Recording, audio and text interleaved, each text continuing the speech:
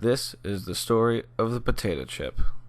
Back in the 1890s, Dr. Frito, leading potato scientist, was working on how to make potatoes better. And Mr. Lay came into his office and he was just like, "Hey, Dr. Frito, what are you working on?" And Dr. Frito was like, "I'm trying to genetically alter potatoes to make them better and cooler."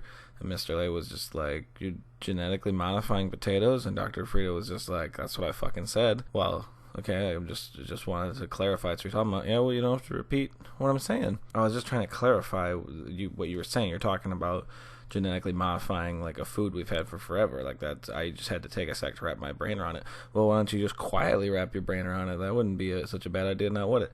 Let's just move on. I want to know more about it. Well, once you learn some fucking manners, maybe I'll tell you what cool thing I'm working on. Arguably this has taken way more time than me repeating something just to clarify it. That's a fair point. Well, anyway, I'm trying to genetically modify these here potatoes so I can make them move around and do stuff and think. You want to modify potatoes to make them think? So you go fucking repeating me again. Okay, no, I think it's allowed that I can be caught up in the weird thing you just said. You want to make potatoes think and walk around and do stuff? Yeah, man, potatoes actually share more DNA with humans than you think, so I'm trying to tap into that and make them release some human characteristics so they can walk around and do stuff. And then we got potatoes that can grow themselves and bring themselves into our home for our dinner times. That doesn't really seem necessary. You don't seem necessary. Who's wasting time now? Touche. I'm just saying, if we genetically modify potatoes to make them sentient, wouldn't they eventually wonder why they would be working for us in the first place?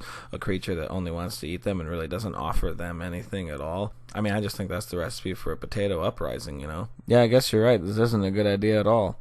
So instead, they decided to cut them up and fry them.